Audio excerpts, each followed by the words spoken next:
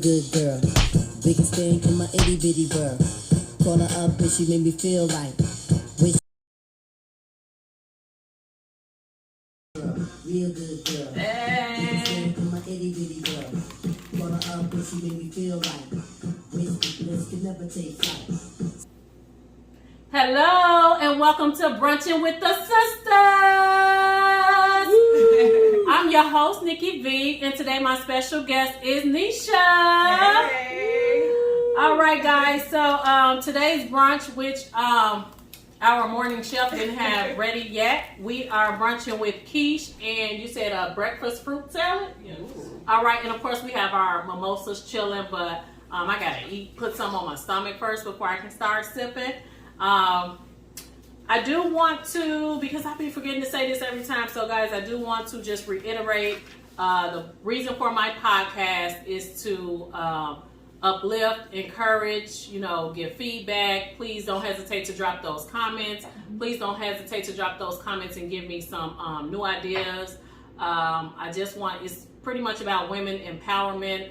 We just discussing everyday things that women go through, single moms, just our everyday struggle, and how we can help the next person, anybody that may be going through it in the present. If they can get something, take something from this and keep it moving, that would be awesome. And that's just my goal at the end of the day. Today's pet peeve is disrespectful adults that cannot control their tongues. Keep in mind, especially when you're being disrespectful to someone that may be close to you, someone that you have love for, once those words enter your mouth, come out of your mouth, not enter. Once those words exit your mouth, you can't take them back. So just be mindful and be careful. And when you're coming into being an adult, that is something that you should try to work on, especially if, like I said, your loved one, someone you may be close to, whatever, you just want to be careful with that. And do you have any take on disrespectful adults, Nisha? Yes. People do hold grudges, and like you won't talk to family members if you said something way back That's in true. 2000. Mm-hmm. They still remember the 2023. So words hurt. Words hurt. And a lot of people hold grudges and they won't forgive you. So just be careful. Be very careful. Be very careful. Okay, and then my movie of the week, I guess it's an older movie. It's on Amazon Prime, and it was called The Last Letter with Omari Hardrick and Sharon Leo. It was a pretty good movie. It had some weird stuff going on. There was some crazy murders in the movie. And then also Sharon had an issue with, she had a sleep disorder. So when you get a chance, check it out. It will definitely surprise you in the end. And that's my movie of the week. Now, today's guest again, Nisha. We met because our children's fathers are brothers. Mm-hmm. So my two daughters and son, and then her two daughters, their dads are brothers. So that's how we met. And I think it was when around the time Pat passed away when I met you. No, prior to. Pat passed away 2013, so we met. I want to say I started dating him in 2007. Okay. I want to say 2007, 2008. Yeah. Okay. Around that time. Okay. Long time. Right. Like, I'm like, whoa. Just a brief description of Nisha and how I feel about Nisha. Definitely have love for her. She is one of the sweetest people in the world that I know, and I'm not just saying it to say it. If you know me, you know that all the words I speak, it does come from my heart. I feel like she has a heart of gold. She's very thoughtful, always giving. She's an awesome mom. I mean, the list goes on, right? She is too. Thank you. Thank you. She's always doing something for somebody, and regardless of her own struggles, it never stops her from making sure the next person is good.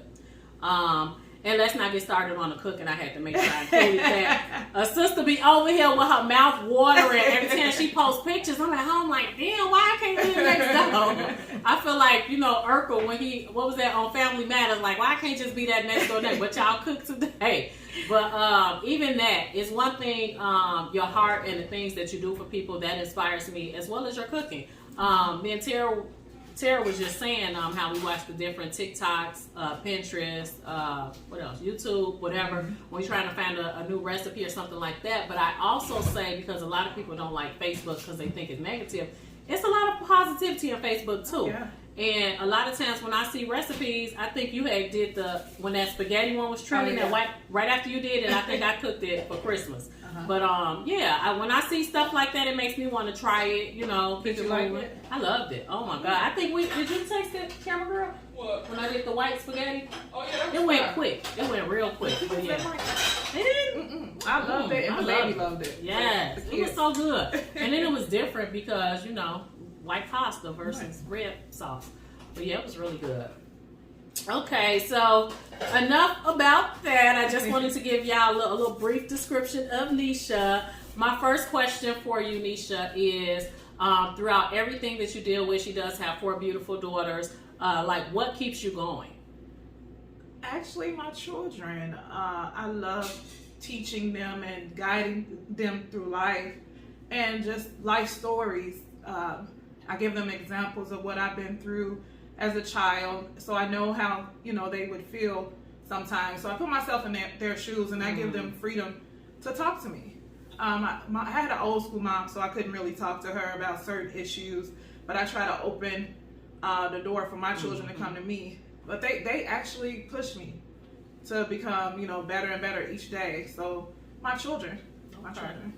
And of course, God. I'm sorry. Okay. Of course, God. And just to go back on something she just said, just letting them know some of her struggles, and I've always done that too. And I know some people have had a problem with it, like, why would you tell them that? But I tell them my daughters things according to their level of maturity. Mm-hmm. Now, if I feel like you can handle it, and I'm not gonna share any graphic details, right? Just kind of letting them know, like, this is a cold world out here, exactly. And you got to be ready, you got to be prepared. I pray that nothing happens to you, but I also want you to, be aware, and that's what it's about. And if I've gone through it or if I've witnessed some stuff, I want you to just be aware. Mm-hmm. And with my mom, she wasn't too much old school, but she shared a lot with me and my sister, and that's why I'm like I am. And I did feel like by her telling me stuff, I could always go to her. And then also, I felt that much smarter than the next person. Not as far, not book wise, but street wise. You know what I'm saying? Just having that little extra knowledge. It just made me go into situations different. I still got caught up in a couple, but when you have that little advice, like I try to tell my daughters, the younger one doesn't listen as much, but it's like, I'm not trying to tell you what to do. I just want you to go out there and just be a little wise, be a little smart, just understand what can happen and it's a word that I'm trying to think of and I can't think, trying to be preventive, prevent the wrong thing from happening. And it was something else you said,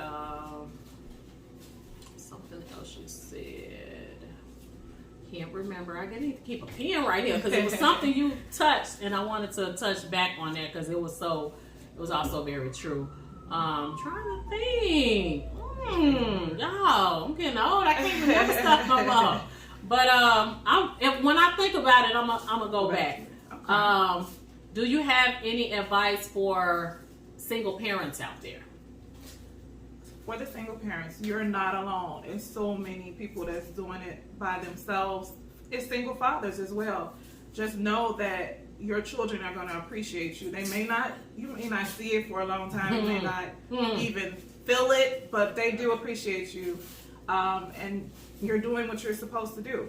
It's like, I know 2 people join together to make that child, but sometimes one may be deceased, maybe in jail, or just don't want to be involved, and you have to just keep going and doing it for them regardless. Yep. Yeah.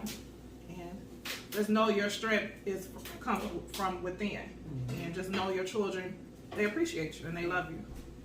And then, like she said, they may not always show it right away, but at some point in life they're gonna appreciate it. I mean, again, I remember being young and just not appreciating everything. But then as I became an adult, I'm like, okay, now it makes sense why my mom did this way.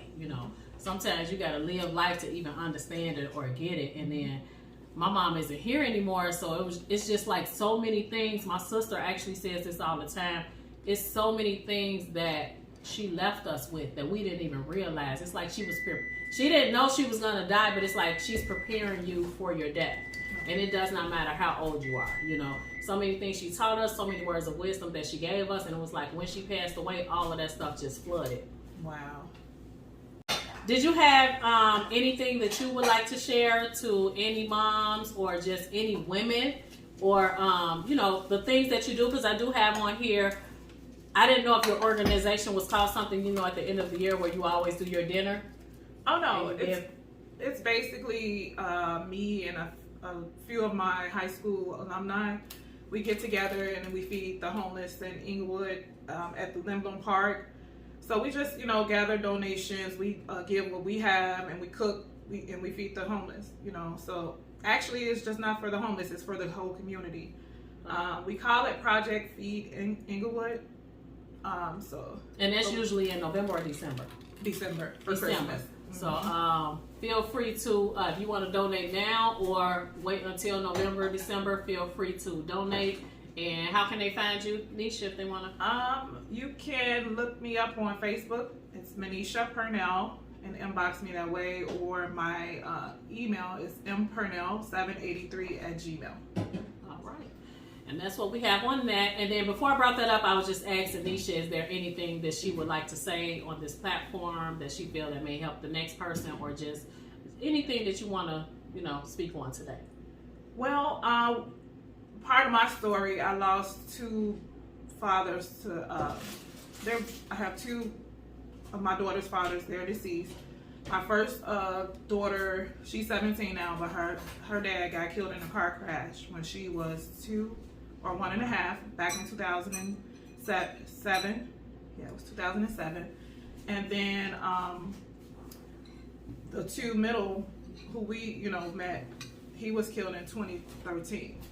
So, and like a lot of things that I went through mentally, physically, and emotionally. Like I didn't even have time to grieve, and I didn't realize I was grieving during that time. But I had help from I was going to school in 2013 when it happened. Okay, wait, we gotta cut. So part of my story, I have two baby fathers that are deceased. The first one, my oldest daughter, her dad passed in 2007 from a car crash. The second one, he was killed here in the Harvey area, whatever. And that was back in 2013.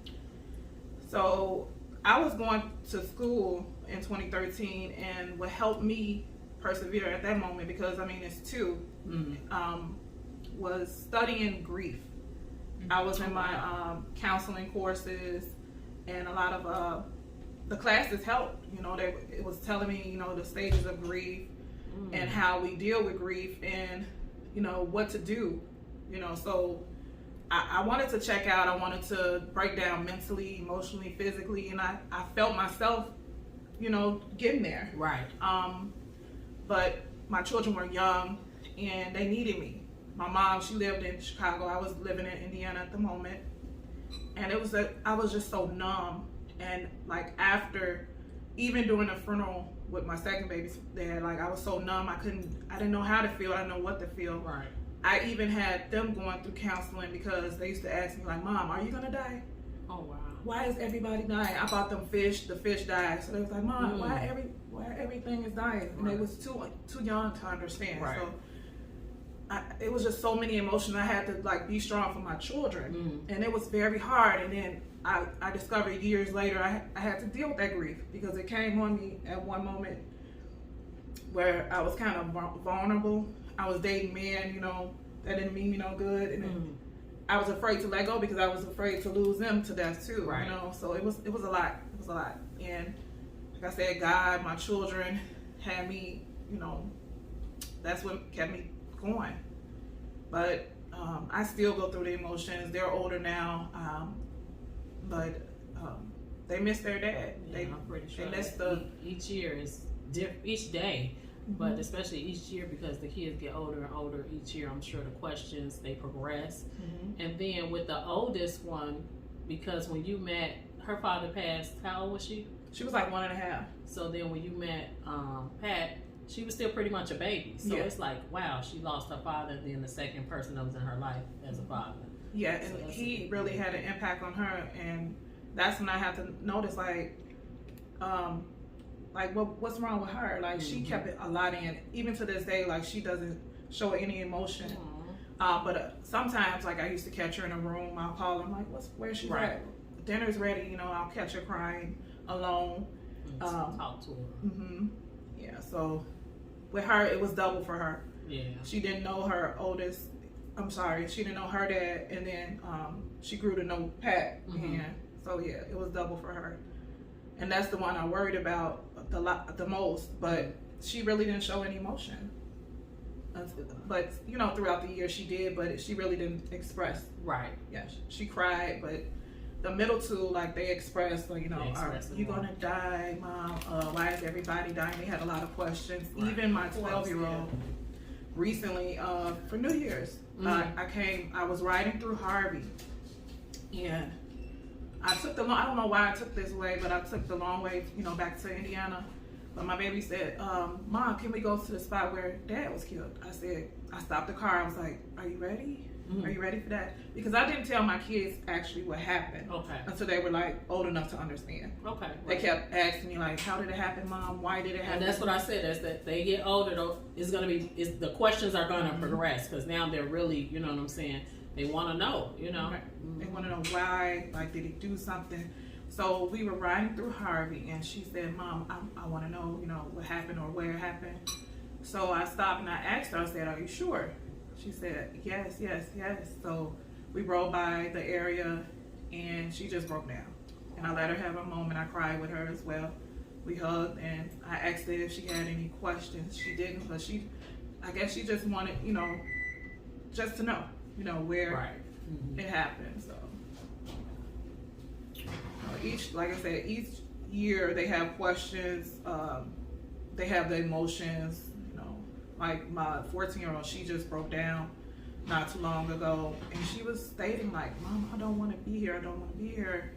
And she's going through something mentally, and I have her to be here, like, literally? Yeah. And I said, why? You know, what's wrong? Talk to me. And she tried to express the best way she can, but she was just in her emotional state. And I talked to her, and she you know, felt better. But we have her in counseling, so that's good.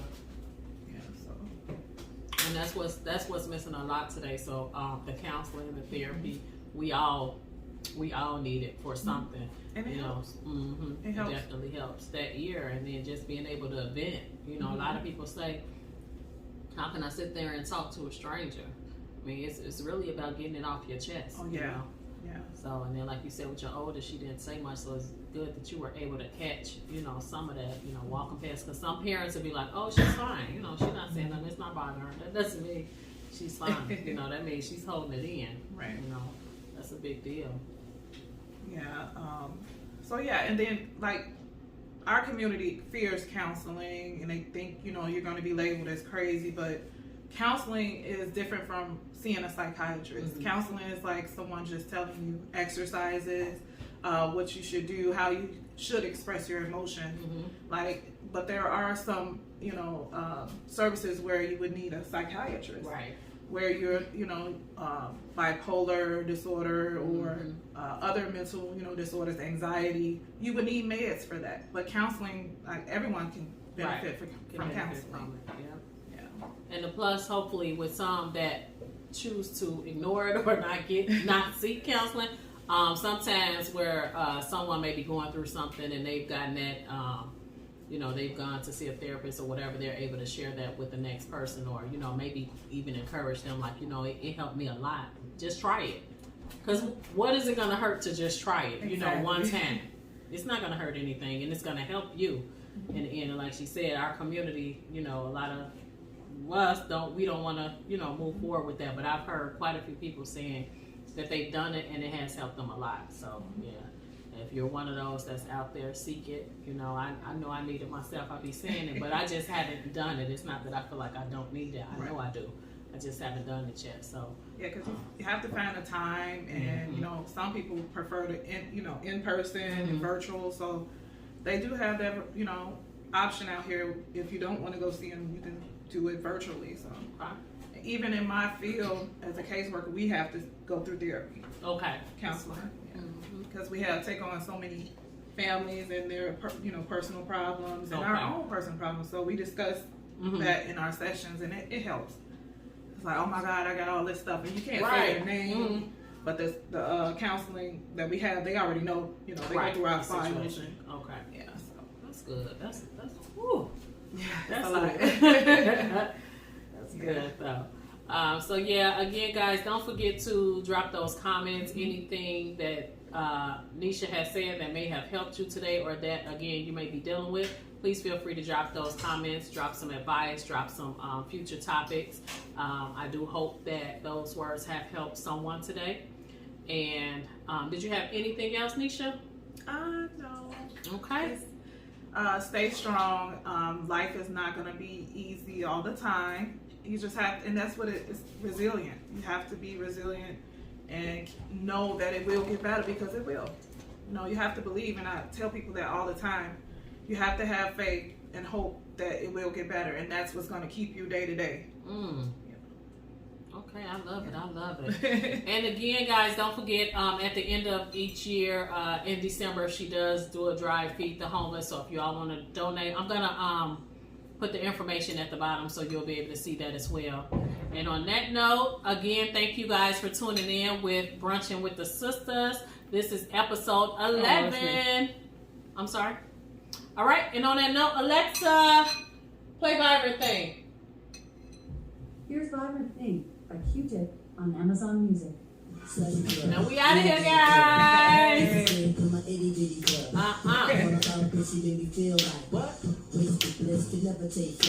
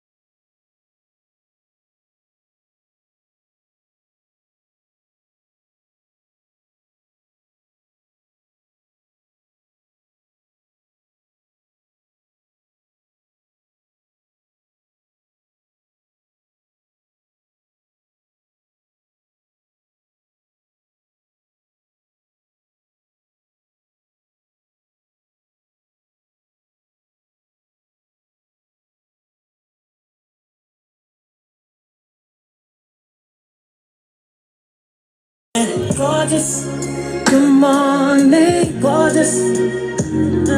All the times that I hated myself, all the times that I wanted to be so